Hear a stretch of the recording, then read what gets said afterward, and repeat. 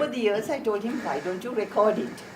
And at least there may be some younger people, several years down the line who might enjoy some of these things, and they'll be lost. Even the children don't know them all.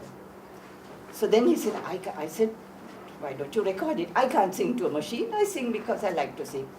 So then, finally, when ICS had asked him to give a lecture, he had the brainwave. I think the seed I had put in must have grown. He had said, well, why don't I sing to you rather than lecture? So that was how this began.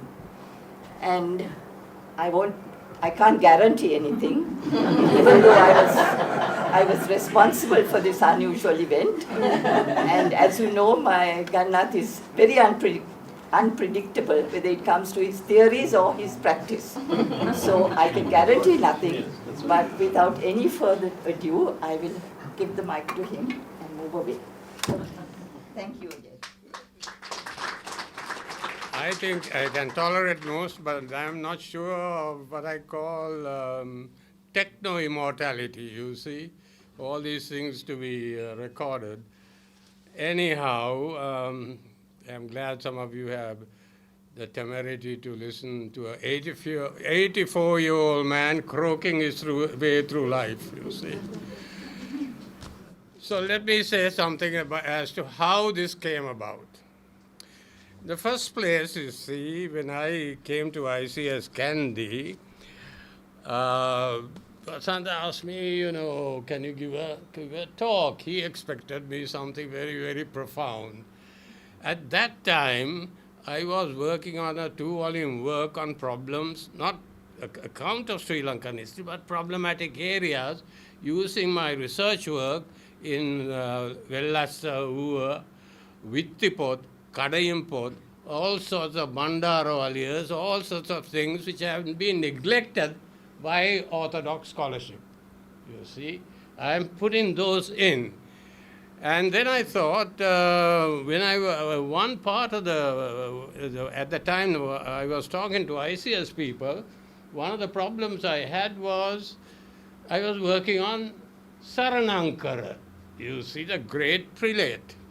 And then I found that, you see, a lot of people were worried, or sometimes not worried, because one of the things about Saranankara, one of the stories of Saranankara, is that he conspired with several other aristocrats, to put the benefactor, Kirtisi Rajasinghe, entice him to Malwata Vihara, where a huge hole was dug with spikes, and he was going to be put into it. You see, I just didn't believe that story, you see. I thought these stories have to be reanalyzed. And while I was doing that, I had to look at some of the material from Thailand, you see. That got me very crazy, and when the poor Vasanta asked me, what can you talk? You see, that is how this silly thing got started. Once I started on it, then I had to put it into some shape, you see. I mean, I can't do what I do in the bathroom. I mean, in spite of Kingsley giving me his bathroom, I can't really use any of that stuff, you see. So what I thought was I had to put it into some order, and hence this title that I gave, that I'm going to make this recitation of various things, including folk poetry. I don't like the term folk, because that smacks of German romanticism, which I dislike, you see. And folk implies illiteracy or non-literate people, whereas most of the work that I have been doing in Vittipot, Kadayimpot, talking to people, even Vedda people, they are literate. You see, one of the interesting things that I gathered when I took genealogies of Vedda people were the fact that they were, writing. Vedda women were writing. At the same time, Spittle was talking his nonsense. Vedda women were writing actually all sorts of things in sand pits. You see, where that is the place where And the sand pits can be very formalized, and it's called Valipilla. Valipilla, where the sand, you have a raised platform, sand is kept on top of that, and monks or literate people then help people to write. And there's a wonderful instance of a Valipilla we discovered when we were doing field work in a very remote area called Buddhama. Not so remote, of course, at one time because Prakram Bahadur first referred to it, but Buddhama was a very isolated place, and there's this temple with a marvelous sand pit on top, which is, raised platform and a sand pit. So we are talking about a really problem of literacy, not just of the folk, you see. The kind of poetry that I am going to talk about are poetry of these literate people, but on a popular style. You see, very often the style of Palkavi and related texts of that sort. So what I was trying to do, therefore, was trying to figure out when this wave of literacy got started in Sri Lanka. My hypothesis, which I'll have to inflict on a later date with you, was this was during the time of Prakram Bahadur VI. You see, one of the great kings, and Prakram Bahadur VI had a period of time, just a 50-year period of peace. And during that period of peace, there was a flowering of literacy. And that is a time where Kadaimpot, Vittipot, all the popular Jatakas were beginning to be put down in writing, various, Bandaravalias and so forth. You see, that's the kind of text that I'm very much interested in. Got started during the reign of this great king, you see. Unfortunately, that reign didn't last after the death of that poor guy. But anyhow, that's another story. So it's a question of basic literacy. And many of these texts have been neglected by the official canon. You see, you will never have singular people, singular literature people talking about these kinds of, some of them are beautiful texts, very, very beautiful in simple literary style, you see.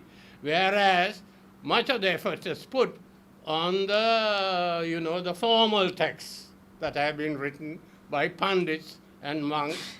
Some of them are beautiful. Admittedly, I love the Sandesa poetry, you see. I'll come to that later, because Sandesa poetry is a poetry of pleasure, you see. It's wonderful kind of poetry, but that's not my kind of interest here. So the thing is, in these kinds of texts that I am dealing with, sometimes it's very difficult to figure, you see, some of the texts, the Vittipot, for example, have no beginning, middle, and end.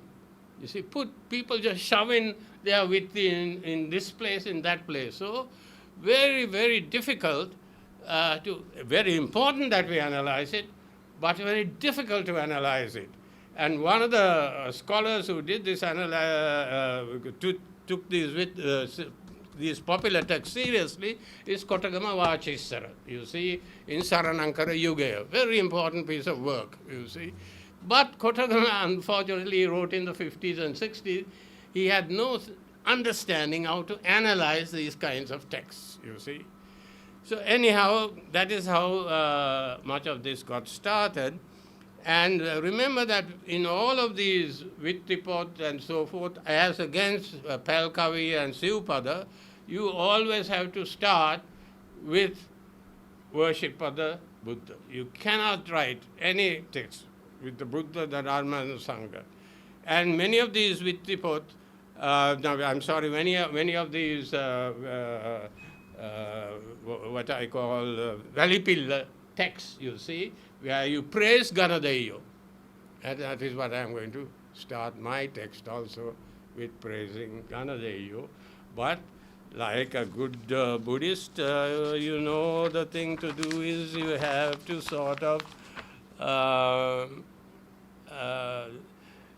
deal with how do you handle it. Now, as Ranjani says, one of the things that I used to recite was in the bathrooms, and when I'm alone by myself, you see. I believe that much of our ideas come when we are by ourselves. I've written a large theoretical piece, which you can see, called The Awakened Ones, which is a study of how one thinks without thinking, you see. So the point is, I also use a term here, two terms which you might not be familiar with, because I did for the first time. You see, one is eros, the other is thanatos. Eros is joy, pleasure, love, emotion, and all of that which you get in the Sundays of poetry. Thanatos, sadness, and so forth, culminating in death, impermanence, what the Buddhists call impermanence. That's thanatos. You see? So the interplay, we have to live in eros, that's how we are born. We die in thanatos. That's our existence, you see. So I'm dealing with both joy and sadness in these texts which I recite in the bathroom, which is the place of creativity, after all. And of course, the ultimate point about thanatos is that we all die. And then let me just briefly mention one event. When you go to the Maya cemetery, you see, you come across, the funeral pyre. And in the funeral pyre, people, all the people go round in a clockwise direction. That's called pradakshina, clockwise direction. I got shocked. In all my life, all my understanding, that is the clockwise direction, pradakshina, is when you go to a wedding, when you go to worship the gods, when you go to a devala, or a propitious, thing. When you have a funeral, you go around the other way, That has been totally wiped out. You see, everyone does the wrong thing. They think it's the right thing. So once when I went for a funeral and I took the other turn, So what we are doing constantly is we are inventing traditions. You read the local newspapers, we are constantly inventing traditions. And we think these traditions are the truth. But the truth is a very elusive thing. You see, I always say, truth is like an eel. You can't get a hold of it, it slips. You see? Anyhow, so let me just start off with what we would do when I go for a toil ceremony or whatever it is. We say, Utumbuduruane lauturudam sarane, samaga sanga sarane, Sada Vanimua Metung Sarane, Ganadevi Kovila, Piribadalane, Datamada Piruata, Angape Vene, Kalaki de Mata, Pava Dene, Pingate Ganadevi, Nuanak Dene, Ambadamba Atambada, Karambada Pudami, Holupalula Luda, Givuluda Pudami, Atirasa Gala, Atsunu Pudami, Ganadevi Nuanak, Denupa Vandimi. Always Ganadevi in singular things. Never Ganesh, never Gananath. It has to be real for you, you see. Anyhow, so I'm going to start with two long poems. One, a ritual text, and the second is generally called Palaka. I don't like that term. You see, Siupada. Both are long texts. The second one we collected when I was an undergraduate. When I was, 1950s. When I was an undergraduate, I used to go somewhere in an isolated place, take a train, to Tammuttagama or one of these places, talk to monks and so forth. And there I learned a lot of this, Pal, Kavisi, Upada and so forth. And one of those is what I'm going to recite soon. But first, I want to deal with a ritual text where most of you would have read some of it. But I don't think any one of you have understood it. So to understand this text is what I'm trying to do. This text that I'm going to recite now is about a collection of very, very powerful deities called Mahaloku, or also known as Kiriyamma, which means grandmother, you see. This cult was prevalent all over Uvavellas area. Actually, even in the low country, some of this still existed when we were doing research. But this is a very, very important text, and it is recited by Kapumatyas, you see, in this vast area of Uvavellas, in a ritual called Hatme. Now, for the life of me, I couldn't figure out what the meaning of Hatme is. You see, there's no dictionary that helps. But anyhow, they call it Hatme, and one of the sequences of Hatme is about the Mahaloku or Kiriyamma. Who are these? These Kiriyammas, therefore, are those who brought pepper cultivation into the dry zone and into the areas of the dry areas of Tamankadu, that area, you see, Wanni area, they brought pepper cultivation, you see. So they are crossing, they are coming from somewhere else, presumably from upper areas of Uva, into the Soroboro Valley, you see. They are worried because there are bears, there are Vedas, you see. They are worried, and how to get this across. They managed to get it across, and nowadays in the rituals, you see, the pepper is found in a little box, you see, which is created in a high altar, you know, by the descendants of Mahaloku. When you went there, it was an old woman who had that, you see. And so when people have to perform rituals, they have to get the pepper from that place. And the crux of the ritual is, at least one part of the ritual, is where all the people gather and consume the pepper, you see. Another part of the ritual is a very beautiful part where the Kiriyammas, the men dressed as Kiriyammas, now, you know, come and all the kids in the area gather, and the kids are blessed, you see. And the Kiriyammas, therefore, are, in the mythology of these people, the elder sister of Samandeyu. So there are complicated rituals during the Mayangana season where the Kiriyammas, Mahaloku, there are 7 of them. Some of them have names like Kukulapula Kiriyamma, Amarapati Kiriyamma, but the leader of all that is Mahaloku. Here is the text. Very 4 or 5 verses. Obat, Oba Sora Bora, Vavano Andadia, Duanama Vili Gangano,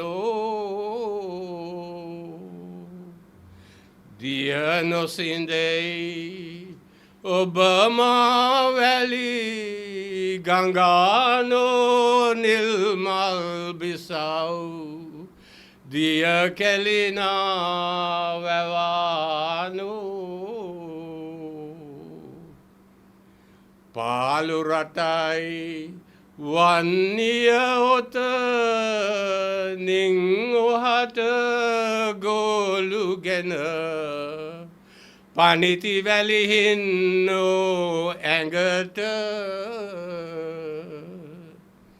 Reru Avit, Dia Kelina, Sondaruata, Yalutopit, Yanavada Sora Bora Vavata. Soraboravave, Egodatin Nevado, Soraboravave, Megodatin Nevado,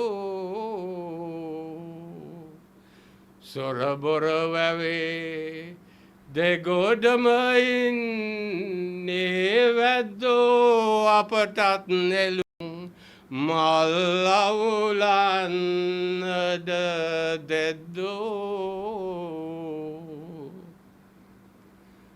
Soraboravave Sunda Sunda Ratu Nelungati Ewa Nelan Nata Sunda Sunda Lio Eti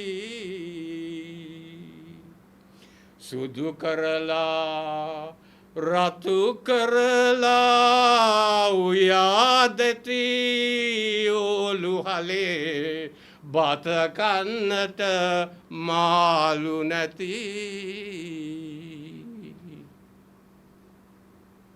That's the Mahaluku.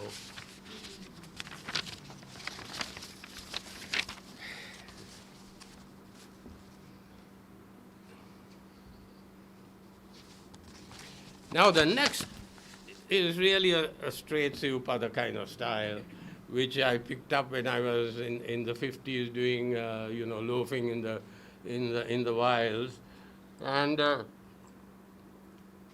that time I also wrote an article about that in the university magazine.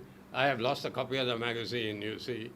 Now this is extremely interesting poem, and it's very long, and it deals with I think you can't really understand that without knowing some of the symbolic significance of the sun and the moon. When the sun and the moon are in harmony, love functions. When the sun and the moon are in disharmony, there's upsetting, you see.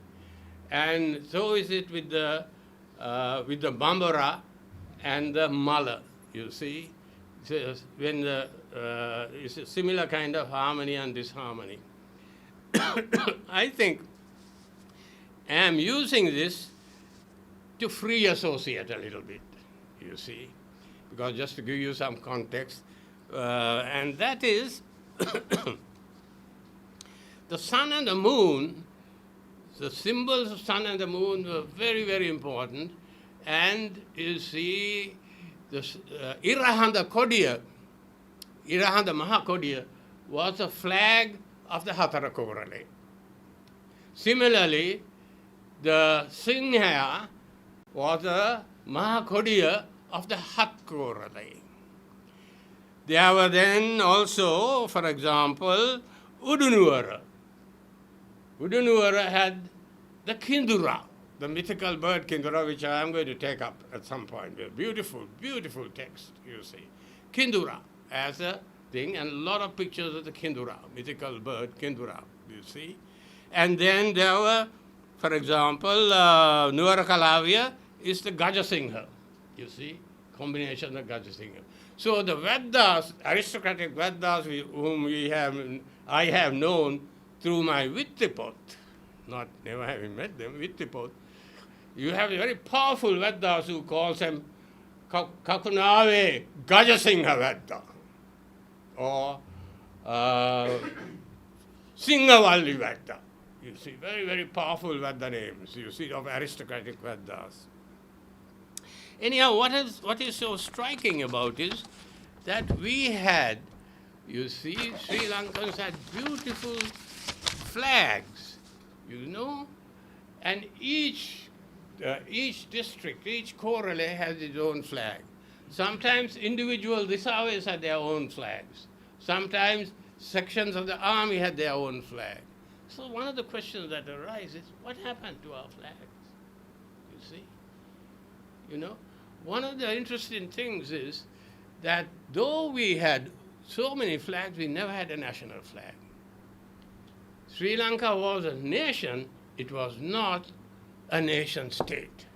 Never, fortunately for us, you see. That horrible thing called the nation state, you see. The nation state came into prominence with the French Revolution and all the violence that the French Revolution brought about. So one of the Union Jack, which supplanted our flags, you see, was invented in 1801, you see, January 1, 1801, when Britain became part of Great Britain, where Scotland, Ireland, and so forth were united. At that time, unfortunately, I think, you see, earlier it was, India was part of the East India Company, but at that time Governor North was around here. What happened? We were stuck with a crown colony, you see. The crown colony sort of got started at that time with Great Britain. And then we had another kind of flag, that is the flag of the nation, you see. That is the Union Jack. So one of the sad things in my mind is till some people till such time you see that people in the early 20th century invented the Buddhist flag, a thing I like, by the way, you see. That was a kind of attempt to sort of try to bypass the Union Jack, you see. But one of the sad things is that we can't escape our colonial heritage. I walked down on the Kandy street, and there's a place called King's Hotel. In King's Hotel, you think there are images of the British Lion, not the single lion. Then all over the place, single lions have been supplanted, and people are making them, you see, with the British Lion. So there's a kind of sadness, thanatos, in this kind of colonial imitation that we are stuck with. Now, I don't know whether I can read the damn text. Anyway, 뭐가 라이트가 같이노? 양땅 해지 양땅. 왜 내한테 빈두나 뭐 타와있네.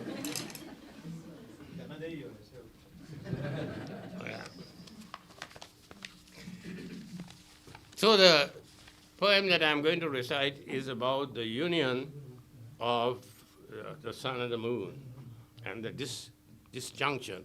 There's also a beautiful pun on the word Narammala, you see.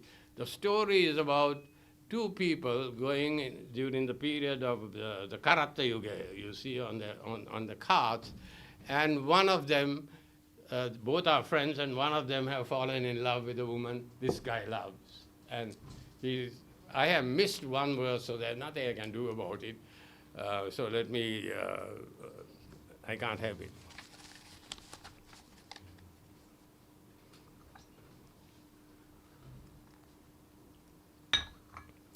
Satsanda sasanda sanda pane apiyanava machili bandata gombana bandayanava Sakiya sagawata rode karakenava dat kakulata narammala latavenava Sandata puluanda sawo elevanta Irata puluanda giravo elevanta Malata puluanda bambaro elevanta Numbata puluanda magesita Nalavanta Sandavayam kalotsavo elevaki Iravayam kalot giravo elevaki Malavayam kalot බඹරෝ එලෙව් ඇකි නුඹ වෑයම් කළොත් මගේ සිත නැලෙව් ඇකි සඳට එක් වෙලා සාවෝ යන්නාය ඉරට එක් වෙලා ගිරවෝ යන්නාය මලට එක් වෙලා බඹරෝ යන්නාය නුඹට එක් වෙලා මගේ පන යන්නාය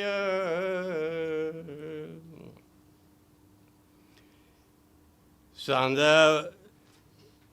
ඉරෙන් රශ්මි ගෙන දෙන්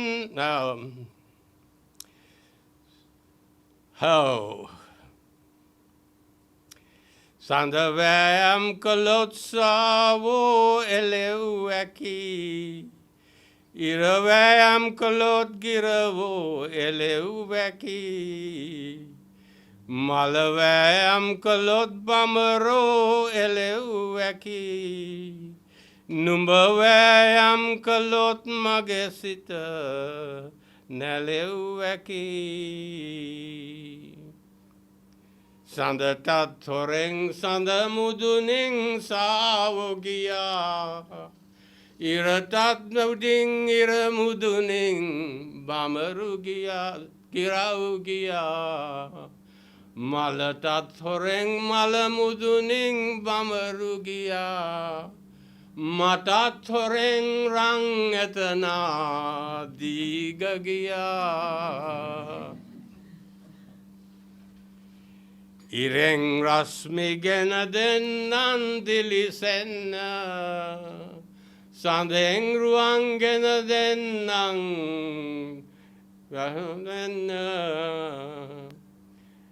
කැලෙන් හිඹුටු ගෙන දෙන්නන් වළඳන්න එතනෝ තවම බැරියයි ඌරට එන්න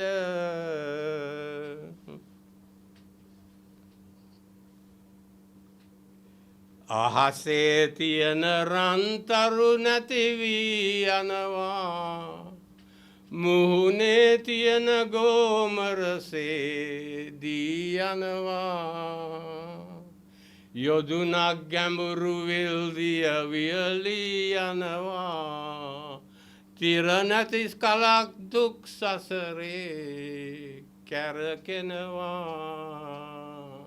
Thanatos, you see. Now we are on the Siupada strain.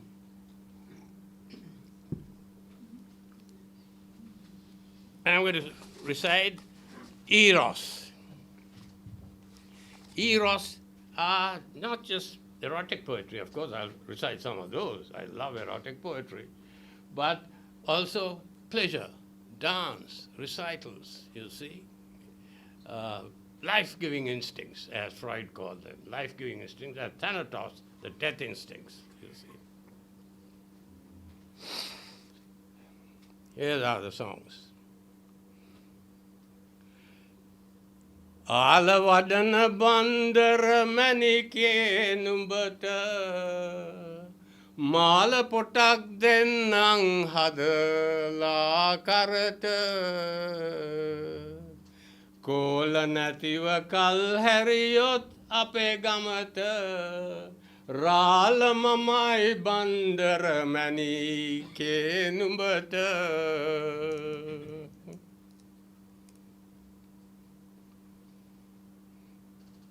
Yam tam sinanumbe muhunata kumakwani Randang velakamal petiemu nuavani Andam mita savikaratot kumakwani Pandang vatauding handa pavuavani What a compliment to give to a woman, huh? Just fantastic. Anyway, some of you may know these songs. I don't know. It's a pity.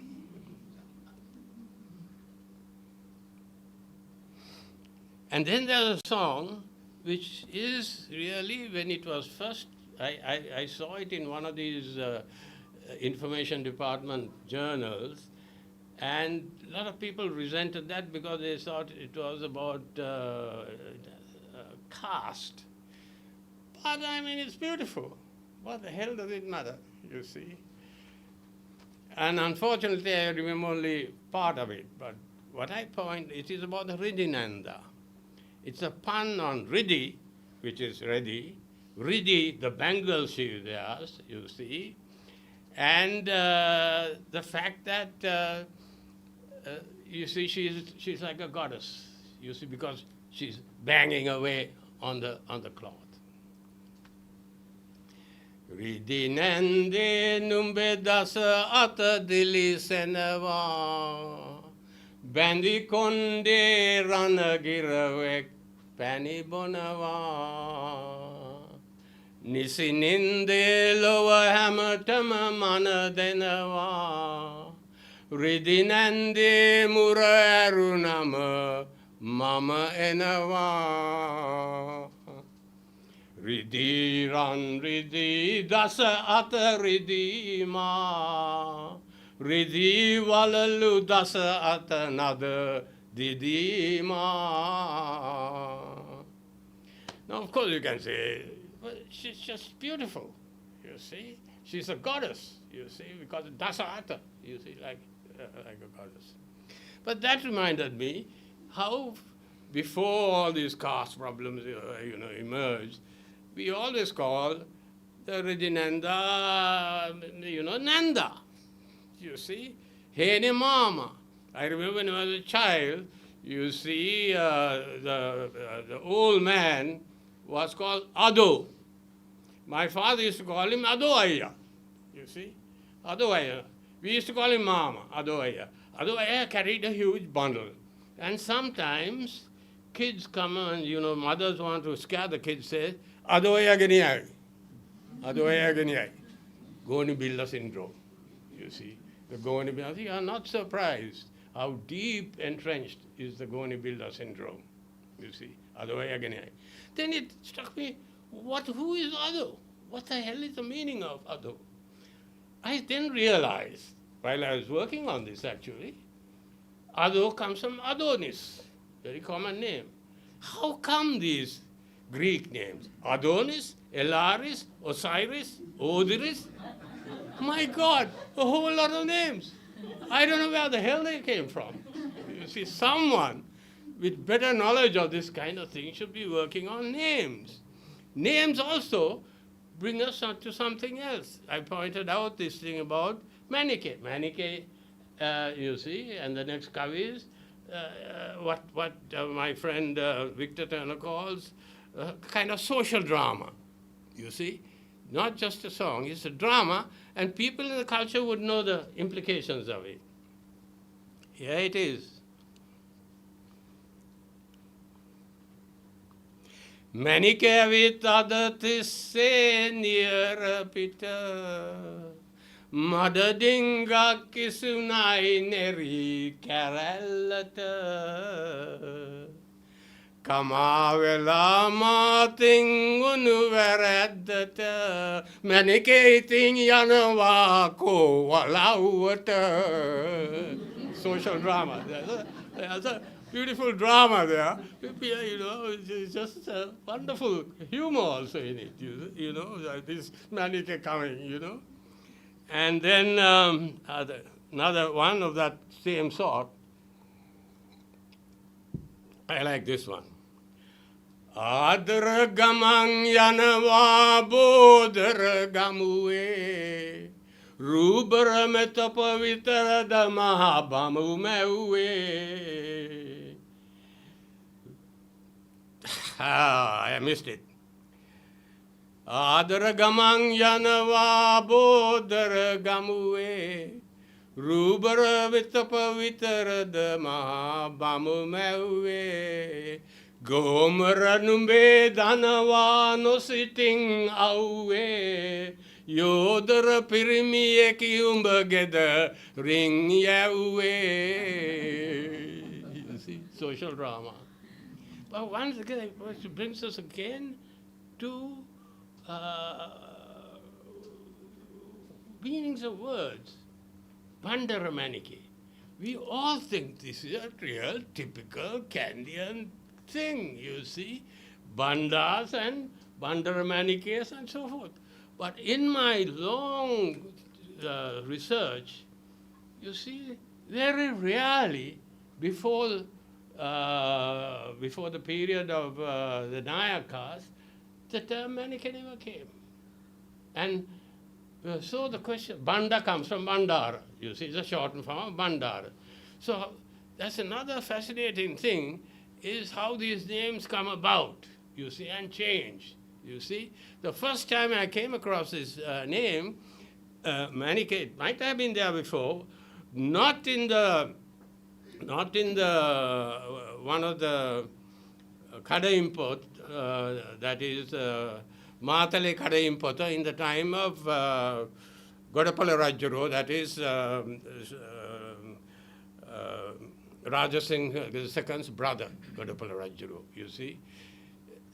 It's a beautiful, wonderful text, but there is no reference in any of that to a Manike. The first time the Manike comes is 100 years later in Kirtasi Rajasingha's time, where reference is made to Ratwate Brahmanarala Lage Dingiri Manike. You see? You know? So these names are so common. Nowadays, when I go to the Uvavellas area where I do my, used to do my research for years and years, you see, everyone has had names like Mudyanse. You know, everyone has a Mudyanse name. So whatever old names existed, with the coming of the British, when there was the taboo on names are taken out, everyone became an aristocrat. It's not a bad idea, of course, you see.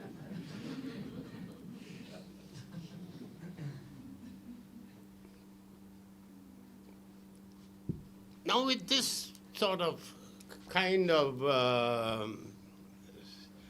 songs that I just said, there's also songs of critique, you see. Critique of Tattva, Nambur, Gaurava. We are obsessed with these kinds of things. You know, people are obsessed with status in Sri Lanka. Here are two verses which gives you an indirect idea of critique.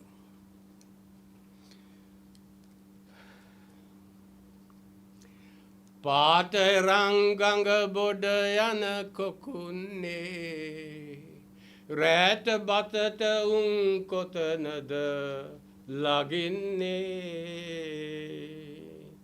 Ganga Bodha atunaddo no laga inne Once motanda panuwankana kokunne. Very beautiful critique. You see? Another one. That's the last one. I'm getting tired, you see. Last one. This genre used to be snowed with a lot more. Suanda nati malak pipunai ape watte. Suanda nati unat loketa rua ate. Ekai dekai tuna hatarai eka itte. Era mudu malata vitarai bamarindu natte. Beautiful, you see. All the garbage you listen on TV, that's, you know, something different.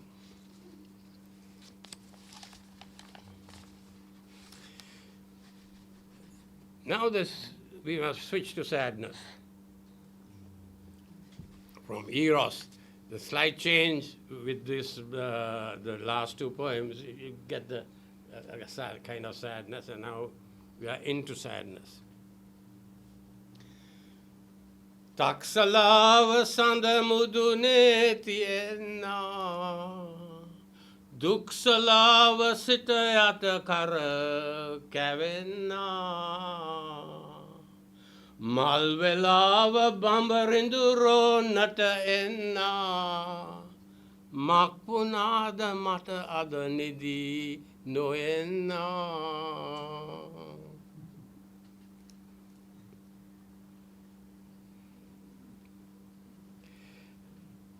And a very, very powerful song about Leuke, which many of you would know. Leuke was one of the great aristocrats.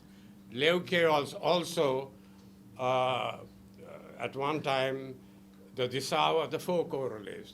The four Corrales are just sort of historians, not my friend here, but general of historians have neglected local histories, which are full of fascinating details. Hatara Corrale was a crucial part of the Sinhala kingdoms in the Kandy period, you see. And the Portuguese and the Dutch were also trying to get in.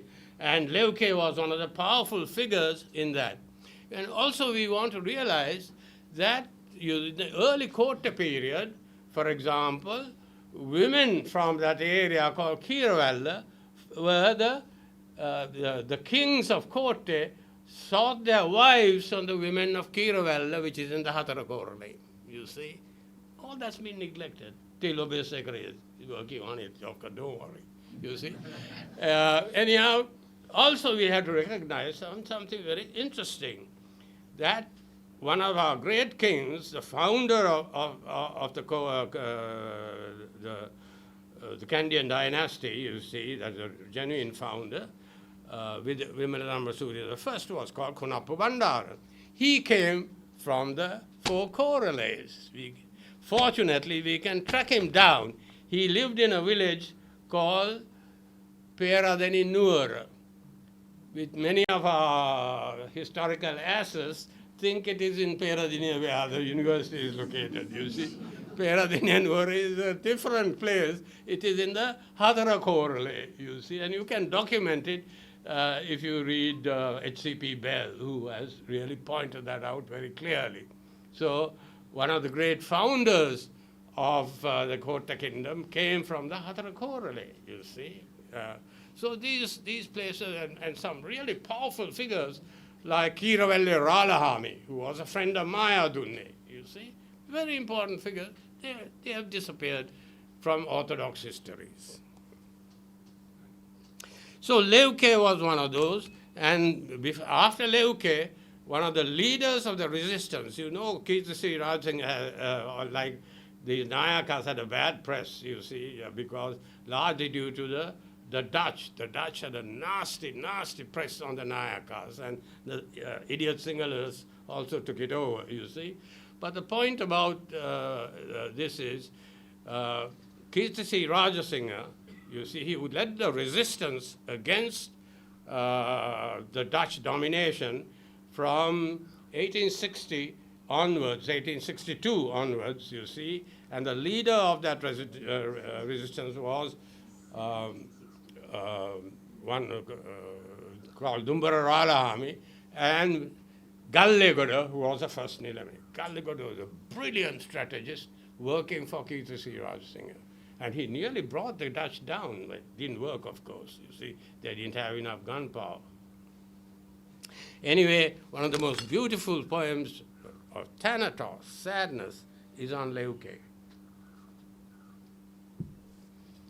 Punsanda sema payala rata madde, rankendi sema pirala pita madde, marasanaga ativelakata mahayudde, Leuke matindu adataniyama vela madde. I missed one line. Marasanaga vatakaragena yama yudde, Leuke matindu adataniyama vela madde. Beautiful, you see. Then we have some other beautiful jatakas, which have really deal with, once again, Thanatos, and also there's a marvelous jatakas, you see, which Ranjani has worked on some of them, And some of them are, you see, like the classic Jatakas. And at one time, these texts were recited during the wake, you see, during the wake when people at funerals. Now, of course, when there's a funeral, in our village where we are now, dozens of cars come to gamble during the funeral, you see. That this is not as bad as Thailand, where you have what's called the funeral casino, you see. Yeah, you wait till our friends introduce the casinos. You have plenty of those. You see. Whether you like it or not, I'm afraid. So what about Santa Kindura? I think it's one of the most beautiful poems of this popular genre. And it is about this mythical bird living in paradise in the Himalayas, you see. Living in a romantic situation with her husband, lover. The king of Benares comes, sees them, sees the beautiful woman, and tries to rape her, you see. And she resists it, you see. And the poem is about her resistance, what's called vilapaya. Vilapaya is a genre which you get in many of these texts. You see, Ranjani has worked on them. Patini texts are full of vilapaya, you see. And in this case, there's nothing, unfortunately, the story is such that she had no escape. And Sakradev had to come, he's bound to come, Sailasana had to get warm, and then he comes down and rescues them. And they live happily ever after. Also, we think. I give you two verses here. Atarang wang payarang wang kindurulande, tudarang wang mal petigo merai bande. Atarang walalu payalana walalu nada sonde. Api den nuara balanata yamu kindurulande. Kindura laginne o bada kandale. Kinduri laginne uge turulle. Dedara vidda vidamuarat kihille. Kindura gosing watuno pura madulle. The death of the Kindura by Varanasi king.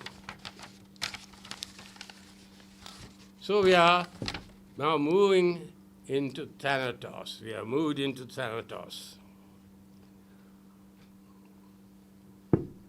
What about Eros? Of course, we live in Eros, as I point out. We die in Thanatos. Now, let me just elaborate this a little bit. Thanatos is a celebration of life. Eros is a celebration of life, you see. This means, for example, one of the really wonderful things is that when you look at the Sundays of poetry, you see, it is all the Sundays of poetry written by monks. You see, they are difficult poetry, but they are about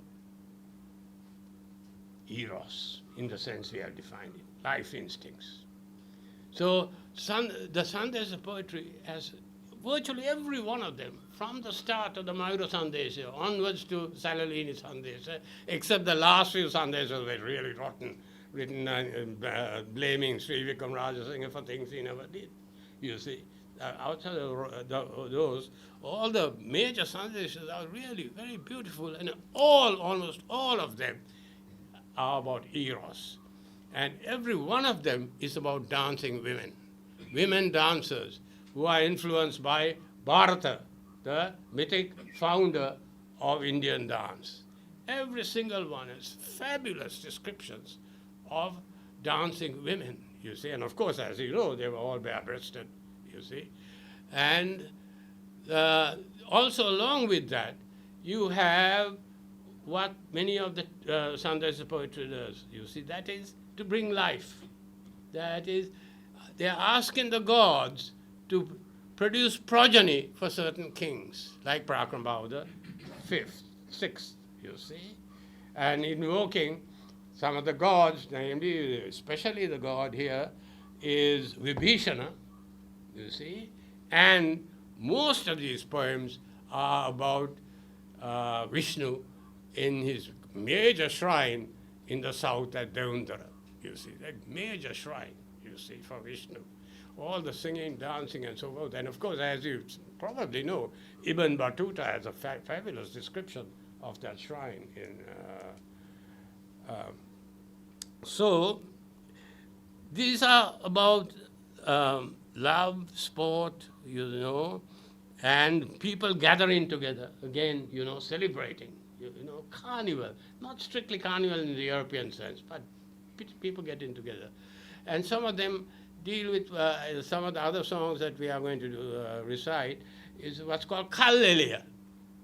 You see, the term has completely gone out of the vogue. Kallelia, whereas when there is a special occasion, like a couple Mahathir has been, you know, done his job and is being inducted, you see, and then there's a huge celebration, Kallelia. Different kinds of Kallelias, like a prom, you see, that you had there. It's totally gone out. I'll deal with some fabulous Kallelias a little bit later. One of the most important parts of these erotic poetry, eros poetry, in the Sandesas deals with not only dancing, but diakelia. This is a fabulous kind of enterprise where men, women, including the kings, dance in the waters, you see. Very, very common occurrence. The joy, the splashing of the waters. There in the Guttila Kavya, there's a beautiful description of people bathing, girls, women, bathing in the Kalani River and sporting. No, you can't step in the goddamn Kalani River, it's polluted. See? Soon we won't have any water, you see. Anyhow, whatever it is, diakelia is so important, and I'll tell you an event which most of the texts have wiped out. In the Mahavansa, verse 26, no, not verse 26, chapter 26, verse 10. Hurry, verse 10. You see, Duttagamini Abhaya, our friend Duttagamanu, you see, after having done all these great things, chased the Tamils and so forth, so he's really tired. And according to the Mahavansa, mind you, I'm not inventing this. According to the Mahavansa, he's so tired now he summons his harem, you see, and sports a whole day, mind you, at diakelia, you see. So the institution has been a very old one. Very old institution, diakelia, you see. Now, with diakelia, you have a kind of oppositional dialectic. Those who disagree with all that eros, and that is, of course, Vedagama, who is the architect, I'm missing my words. Anyhow, he is the architect of the Thanatos. Now, people think, when you know, in the Low-Veda Sangrama, it is not on Low-Veda, it is against Low-Veda. You see, Buddhist texts are full of Low-Veda and Sasung-Veda. This text is against Low-Veda. And one of the most famous poems, which I'm going to quote you from Vedagama, you see, people think it's about a crab. It's not about a crab. It is about diakelia. Crab is a symbol of what he wants to say. Lipagini molavana tekdiya saliye sapayakyai kakuluwa diakeliye epamana topasita totnoha kiliye sapayak nam nata kam rasa keliye Kala rasamusu bojana karapem, Gala suandati sandunut manaram, Lala barana nisilesa sarasum, Pala giyavani bauru kolam. Karana kalata pau miriya mise, Vindina kalata duk daddy ve ginise, and dina pau duralana upadese, nodunu bana vitun dura avakase. Kala rasamusu bojana karapem, Kala suandati sandunut manaram, Lala barana nisilesa sarasum, Pala giyavani bauru kolam. I quoted that again to emphasize it. So when he's talking of crab, he's not talking of crab, he's talking of Diakelia. You see, it's a critique of the Diakelia. It's Thanatos, you see, as against Eros. So there's a debate going on. History, I think, is full of debates. We try to eliminate debates. There is one group that says this, the other group says it's not this, you see. So I try to bring that element, this discourse, into history, the debate, the conflicts, you see, that you get. Now, this debate is, of course, one where is critical of the Sandesa poetry, particularly Rahul, whom he detested, you see. So you have this other side, Thanatos. But we shouldn't be sort of upset with Eros, at least for a while, because we had to realize that in spite of all that, the upshot of most poetry, you see, in spite of the Thanatos, we know that Thanatos existed in Sri Lankan society. When you are a Buddhist, you have things like Pilukul Bhavana, which is really Thanatos, you see, and that's good. And it makes you think of impermanence and so forth. I'm not decrying those things. But I say the upshot of most poetry, including those written by monks, after all, you see, these are monks who are writing the Sandesa poetry, were Guttila, was about Eros, you see, not about Thanatos. And the dances are fabulous. And we may think, you see, if you look at these people at the Maligava, you see, whom you have to wear more and more clothes now to enter into the Maligava. They are so much influenced by the mullahs, you see, particularly wearing all those clothes. They also want to do it, you know. But we have to recognize one thing, Prakramao the Fourth, you see, one of our great kings. He's the one who translated the Jataka stories learned it from Tamil and brought it into Sinhala, you see. Prakramao the Fourth, at a certain point, you know, took his harem and his family and watched the dancers, women dancers, at the temple of the Tooth Relic, or palace of the Tooth Relic, you see. You have gone a long way, my friend, you see. Anyhow, I think there's another thing about Eros that I want to deal with, and that is most of the Eros, erotic poetry, there's some poetry which are directly erotic, but not pornographic. That's the important thing to realize. For pornographic things, that's a modern thing, you know. It comes out from the West, all this awful garbage. This is not pornographic.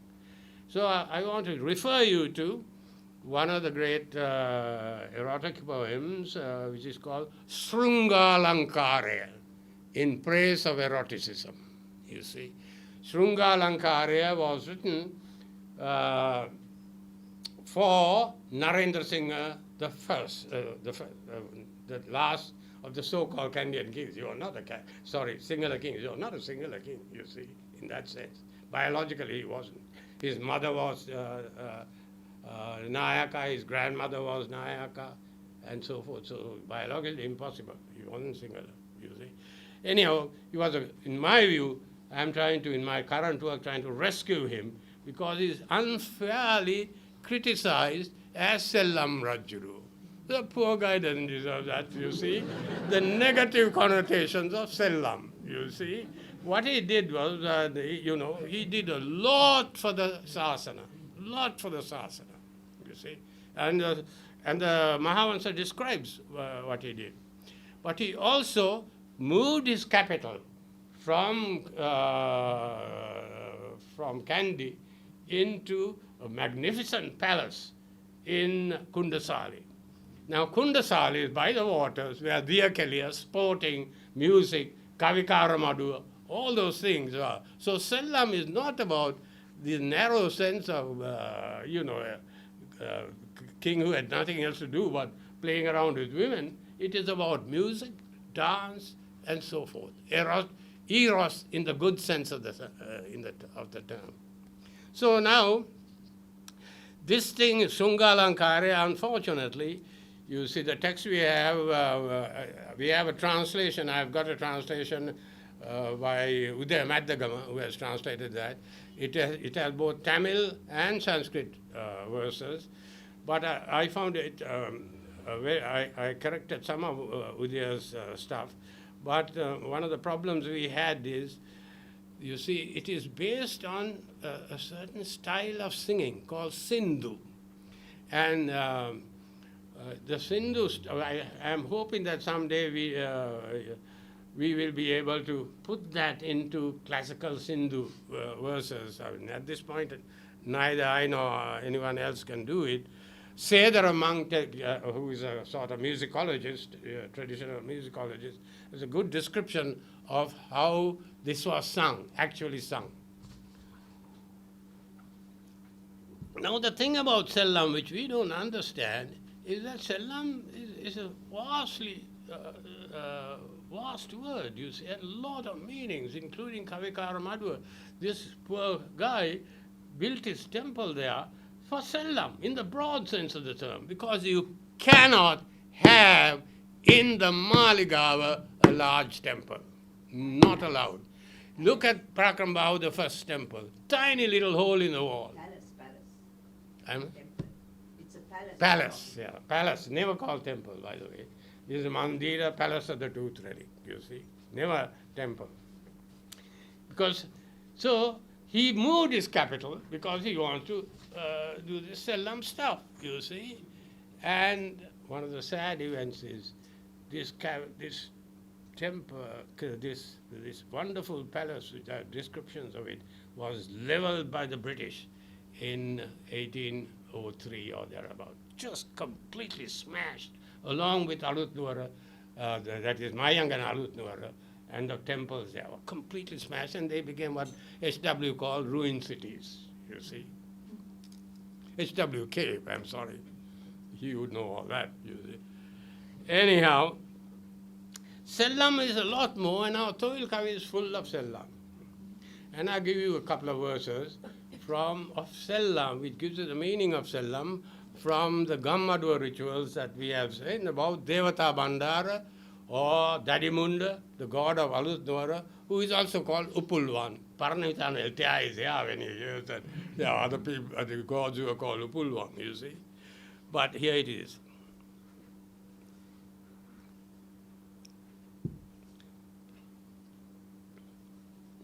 Kiyan anasaka melava pasinda yakunta surindeku venama kosinda budun langadinda teva kelenda vadinata dati deva surinda pulvan surinduta asna tabanne malgana suvanding Yan saranne dalva panut nisipuda denne sellam karadadi munda vadinne. And then the daddy munda comes on stage and there he dances. Yeah, you see. So sellam obviously is something else. Now we are going into in this Shungalankara, one of the interesting things is there are several texts, you see, which are put into this thing called Srungalankara. And in the what the Srungalankara does is the women, now you have to see the Kavikara Madhu, you see. The women are singing and the men are beating the drum, you see. And they are complaining, the first part of the poem, complaining why the king does not come to them. Please come. We have had so much love making earlier, but now you're not coming at all, you see. And the other part of the poem is by another author, but they're all called Srungalankara, you see. And that is praising the king, prashasti, a special genre called prashasti, praise poetry. And the third part of it is where here's a male voice. The male is telling a woman, how come my eyes are swollen? You see, your breasts are something wrong, and and the woman denies that and gives all sorts of excuses, like, for example, why are your legs all swollen? She is saying, well, when you were in the Kavikara, in the Kallelia, we are having Kallelia, and it was full of people, and they just, trample my legs, and that's why they're swollen. She is denying sexuality, you see, and ultimately she admits it.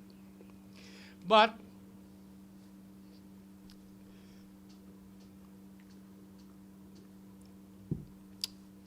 now it's a male voice. Now I'll tell you one of the nice poems of that genre is called Dunuvila Hatana. You see, Dunuvila Hatana, the first part is very, very beautiful and interesting. It's about 12 or 13 verses. The latter part is in a boring character, Dunuvila, you see. So you can forget about him, you see. I'll quote you a few verses. Here's also a dialogue between the mother and the daughter. The daughter has gone on a spree with Dunuvila, you see. The mother knows it and asks certain questions. I'll give you two parts of the dialogue. Very interesting. Also, technically, the verse structure is interesting.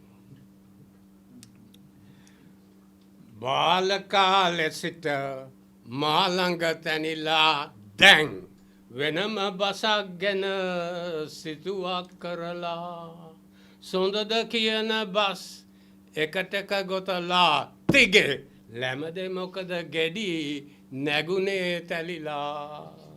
You see? And the woman says, Semina vidie anakala basala mata gasu bilindu pan duavaradila tadina avitma hadatala vadila mage etina lamede gedi nagune talila. There's humor, everything in it. And I ask you, Dunuvila Hatana, you see, you can, when we were kids, you can buy this in all these Kudakara shops, you see, for 10 rupees, All these can be sung. Anyway, one of the interesting things which I find in my own work is that this erotic poetry, now we are full into eros, real lovemaking, you see, has gone into popular culture. And there are several of those where ordinary women are gathering, singing, and so forth.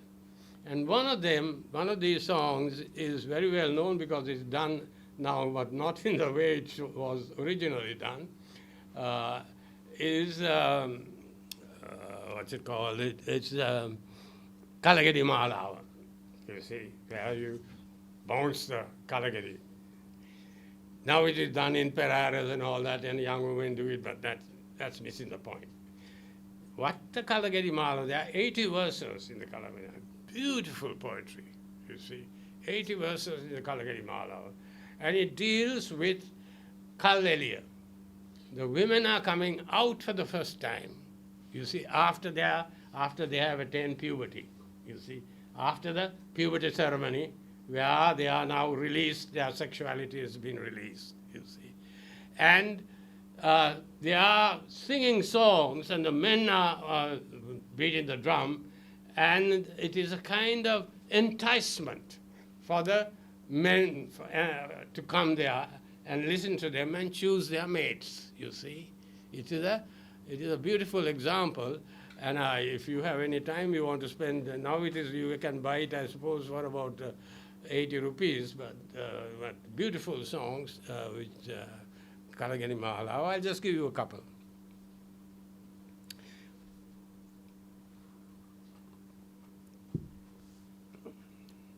Ahasata pembina erang kalea, polovata pembina bhumi kalea, masuranda hasak watina kalea, pimapan nano mage kalea. Nana masina relationship, you see. That's a love relationship.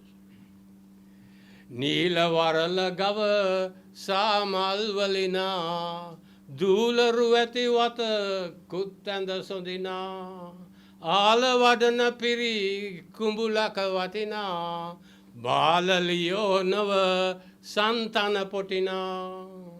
You see? Yeah, no different level. I getting bored? You just tell me, I'll stop it.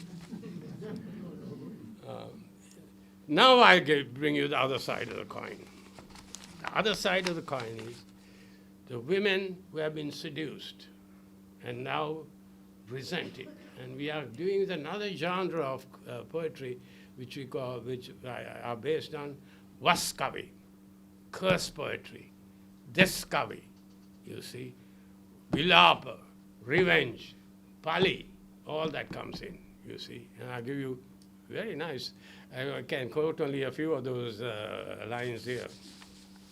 Here's a woman who has been neglected, who fell in love with the Mudalituma, and the Mudalituma has just, gave up on her and found someone else.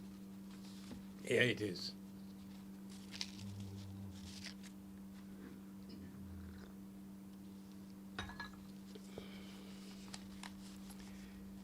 Enakot rana gira vilasa penuna noveda. Batakata taba nalava kaua noeda. Watamata silitu kama gana dedua noeda. Etakota mudali kama penune nanoeda. Angaratu pata anga mas mageti benaturu. Anga ata gave kumata da kara omari baru. Anga ati data anina harake kugeyuru. Agapate mudalinduni gong vesa noeda daru. Then anger.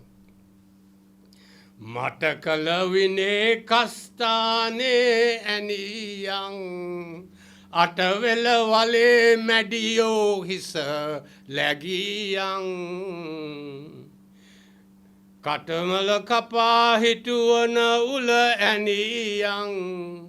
Pita pota poting hatara taumba paliyang. Curse. There are lots more very interesting stuff, and I will give you from Madhara period poetry, you see.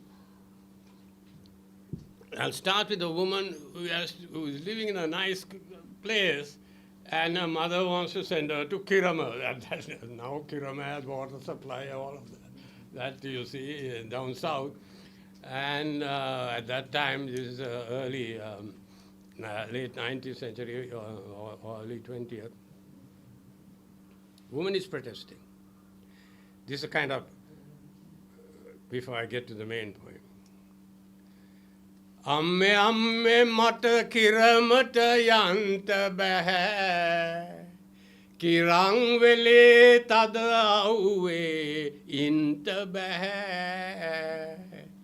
කූටගලේ පොල්ලඹරා කන්ට බැහැ ගඩොල්ලින්දේ දිය ඇදලා බොන්ට බැහැ. I used to water, you see, fresh water, swimming, deer kelly, and so what is this gadollinda, you see.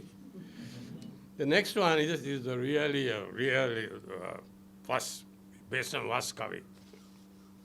And it is about a woman who has produced all these children, and then someone outside comes and seduces her husband, you see. And she is now worried and that the husband has been seduced through magic. So she has a counter magic, you see, to stop it. Runu rate rancha goda ipadila mehema gamata madila ilawe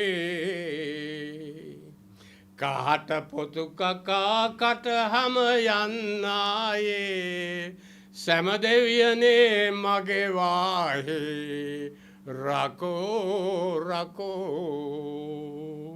protecting the husband from this evil woman. Darusadanek venakal kapudige Veligamiye kavidin kayapu hadiye Parumaneyak se aragena gaudata Ririyako kapang kahutu ada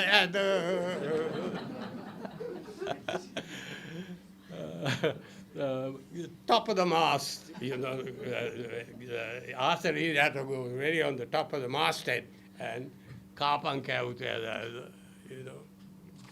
And the last one.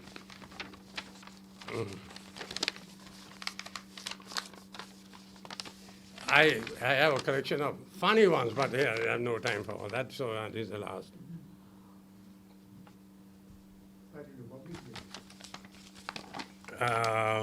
This is from my work on the Patini cult. You see, I have it is about the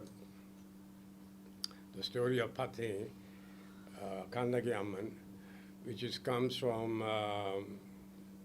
which is also has a resonance with the great Tamil epic Chilapadikar. You see, now people think that the rituals came from the Chilapadikaram. I take the opposite stand. The rituals are prior to the Chilapadikaram. The Chilapadikaram was the epic that borrowed from the rituals and incorporated them. You see, the ritual, these things deal with the woman who has been wronged once again. You see, wronged because she had lost her husband, Kovalan or Palanga, which means Palaka.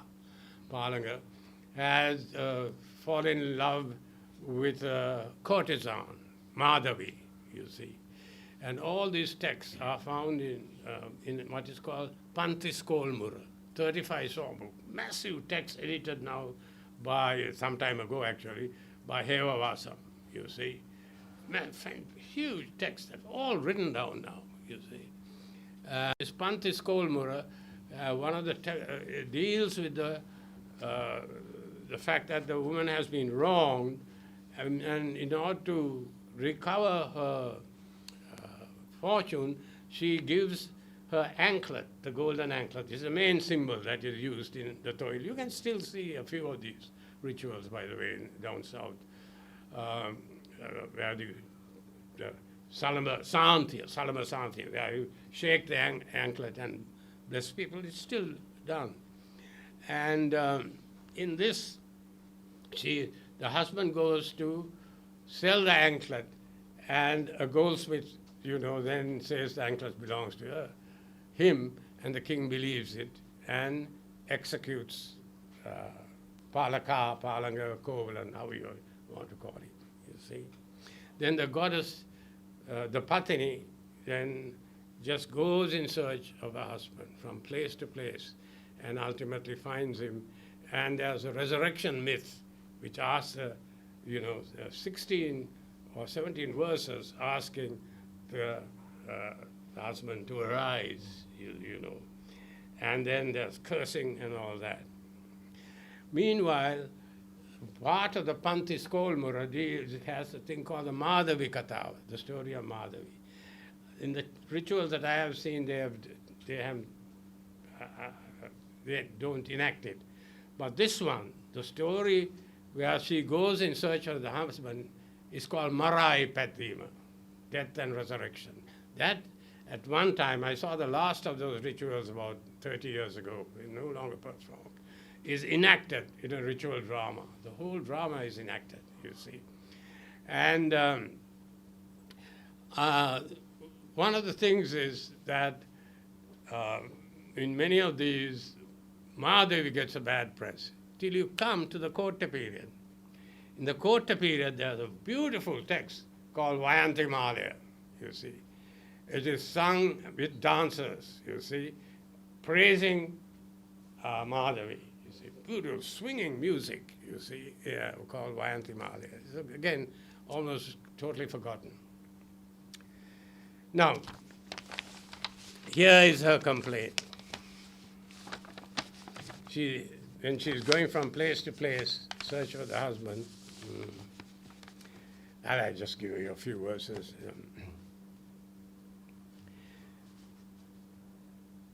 Totiyagem banung asim, kopalugem banung asing, kumarugeng ottu asing, malmadamage himinagiting.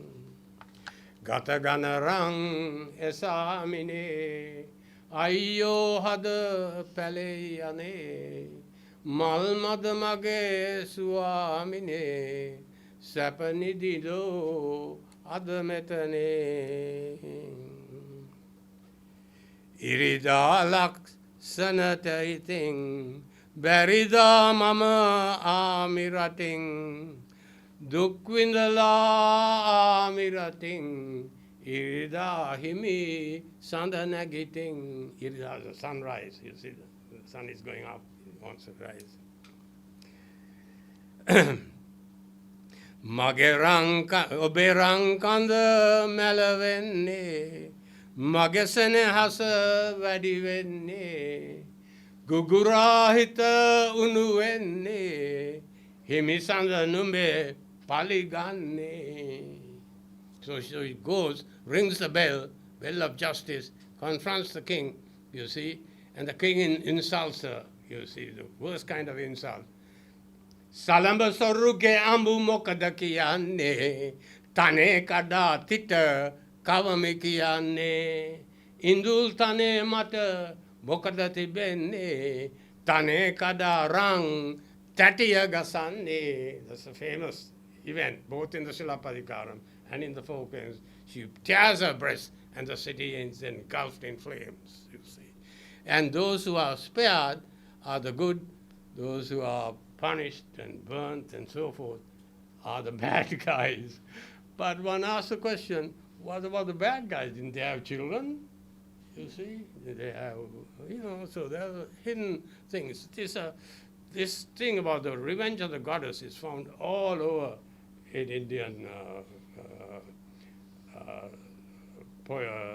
rituals about the goddess. So,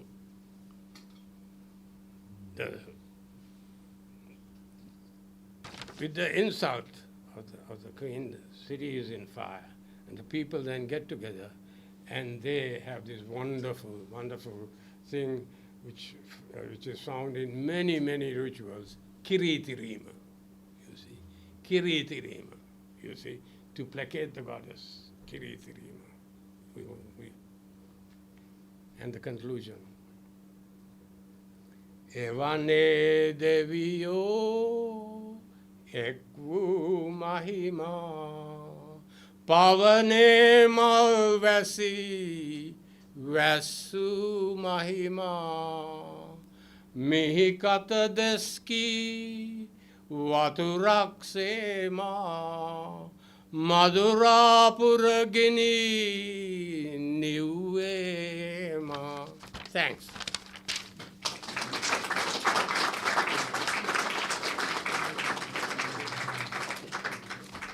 Oh.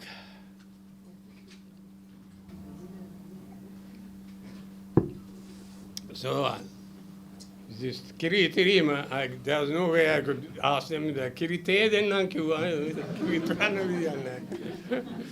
Anyway, that's it.